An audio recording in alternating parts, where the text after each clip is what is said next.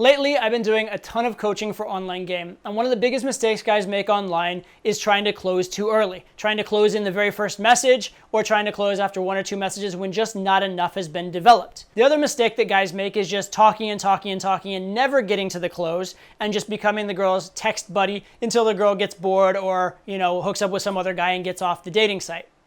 And so neither one of these is good. Closing way too early doesn't work, closing way too late doesn't work, but how can you know when to close, and what is kind of the model, and why does it even make a difference when you close? Well, I'm going to explain all of that right now.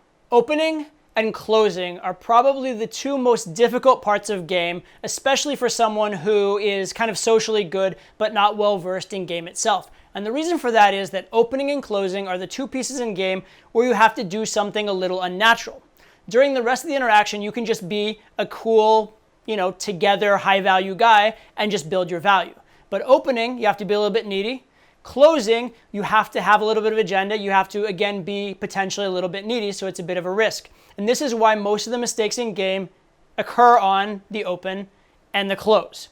Today, I'm going to give you a model for closing that's very simple, and it's going to help you to eliminate almost all of the most common closing mistakes. In order to understand this, you need to understand what closing is and what closing does. Closing is not something you do to build value. Okay, the value should already be built. The closing is to capitalize on the value already built. So I want you to think of an interaction as a very fluid thing, right? The girl is from moment to moment becoming more or less comfortable with you, thinking of you more or less as high value, having more or less connection with you and commonality with you, feeling more on her toes or more kind of safe with you. So everything's in flux, right? And hopefully if you have a good game, the interaction's getting better and better and better over time. What closing does is it asks the girl to take that fluid thing and convert it into something static, right? It crystallizes it right as it is and asks her to make a decision based on what it is. Okay, so understand that, right? First of all, closing is not a builder of value or a builder of the interaction. It's to capitalize on what's already there. And then understand that you're taking something that's fluid and nebulous and turning it into something very concrete and static. Another thing that's going on here is that girls see value and understand value differently than men. With men, we see a girl and we think physically she's hot or she's not, and I would want to sleep with that or I wouldn't. And it's very binary. It's very yes or no. For girls, it's a lot more maybe, right? So for a girl, maybe she likes you enough to consider sleeping with you, but not enough yet to agree to sleep with you. Again, fluid, right? So she's at a level where if you make her ask early on when she's barely considering it, she'll say no. But if you built more value over time and asked later, she might say yes. So the female opinion, because it's a lot less based on appearance and on those superficial factors, more based on the interaction you've had with someone, it's a lot more fluid and it's a lot more changeable. So spending the time and doing the work to change it is important. In fact, that's really what pretty much all of game is. Game is taking the maybe and turning it into yes. Closing is not a builder of value or a builder of the interaction. It's to capitalize on what's already there and then understand that you're taking something that's fluid and nebulous and turning it into something very concrete and static. Okay, so what happens when you close is the girl has to assess at this exact moment when you ask for the close, how do I feel about this man? So if you go up and you open with a close, well, she doesn't have a lot of information about you. She has to assume you're pretty much the average guy. Also, by the fact that you did close too early, you've already committed a social error. So that's also, encapsulating you as not a super high value guy. So the odds if you just walk straight up and try and close a girl are not good. Now, they're not zero. If you were to walk up to enough girls and just open with a close, sooner or later, a girl would say yes to you, right? The odds are better than zero, and that's why it's important to close. That's why we have phrases like always be closing and things like that in sales and in game, because many, many sales and many, many game opportunities are lost by never closing. However, again, closing too early, you're asking a girl to crystallize her opinion before she's had time to form a good opinion of you. If you are an attractive guy, a cool guy, a guy with decent game, which again is what this entire channel is about. So if you're having trouble with that, watch all the other videos on this channel. But if you're a guy who's doing things generally right, the more time you spend interacting with a girl, the better the interaction is going to be. It's going to accumulate value and your odds of getting a close are going to go up over time. And this is why when there's no urgency to close, staying in the interaction, continuing to build it, and then eventually closing more slowly, closing in a proper sequencing is going to work a lot better. What I'm going to do right now is I'm going to give you an interesting metaphor so that you will remember this very, very well. And I want you to like keep this metaphor in your mind when you're in set and be thinking of it. And this metaphor comes from the popular United States game show in the 1980s and 90s called Wheel of Fortune. So I call this the Wheel of Fortune method for closing. And the thing about Wheel of Fortune is that, yes, I'll explain in a second what Wheel of Fortune is, but while Wheel of Fortune is a word game, it also has a game theory element, a strategic element. And that strategic element is almost exactly the same as the strategic element in game of deciding when to close.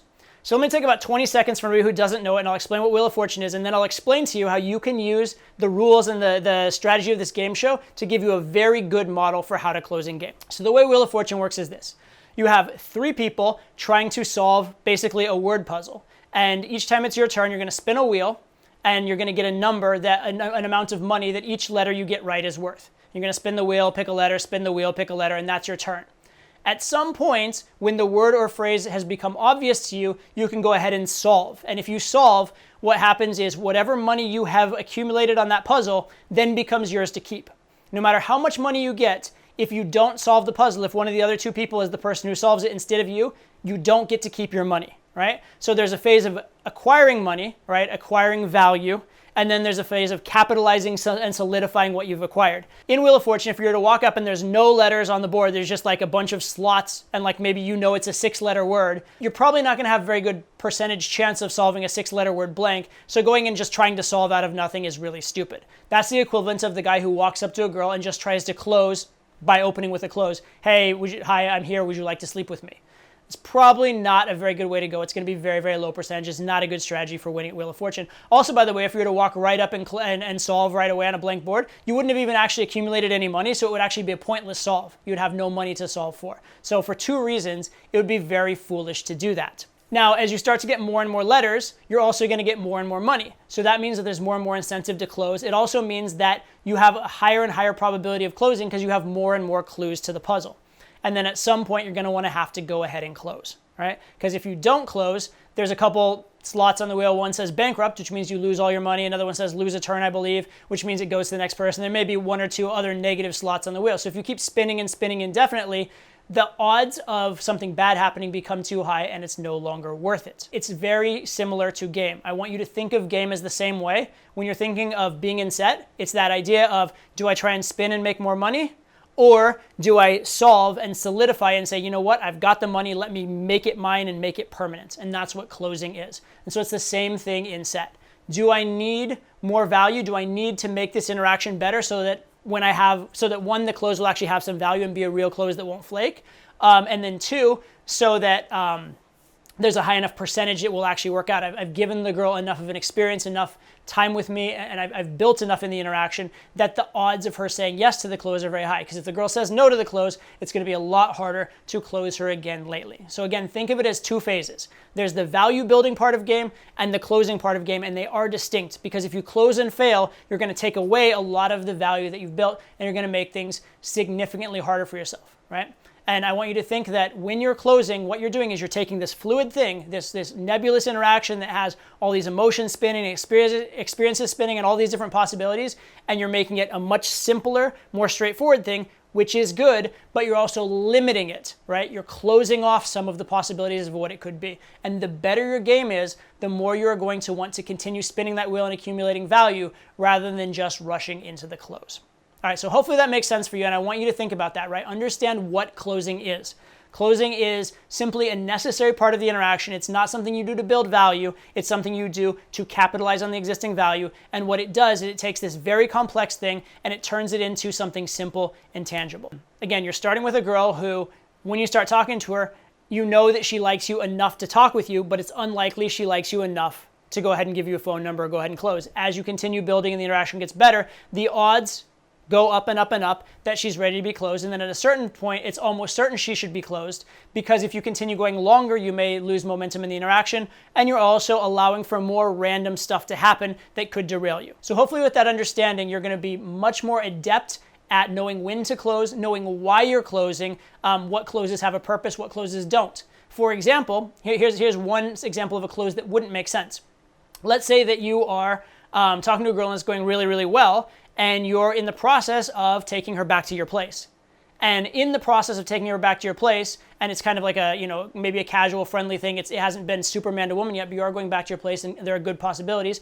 And there's no reason to think the interaction is going to come to a close anytime soon. She's indicated she has plenty of time to hang out with you. Trying to ask a girl for a number or trying to escalate to a kiss in this environment would be really silly because you're building more and more value. Things are getting better. So if you escalated for a number or went for a kiss at a later time, you would actually have a higher percentage of it happening. And the only thing you're going to do by taking a risk right now is to derail this fluid thing that's expanding. And even if you do get a number, it actually could limit the possibilities of things going somewhere because you've now encapsulated this, as an interaction we're going to meet up sometime in the future, as opposed to enjoying and letting the moment grow. So this would be a moment when, based on understanding what closing is, you can see that it makes almost no sense whatsoever to try and close. On the other hand, if there's a situation where even if the interaction is not very good, a girl's friends are dragging her away, and there's no possibility of the interaction expanding anymore, well, now you absolutely must close, even if it doesn't make sense or even if it doesn't feel right. So understanding what closing is, what its purpose is, and what place it fits into the interaction is going to help you tremendously with knowing when it's too early, when it's too late, and when it's just right.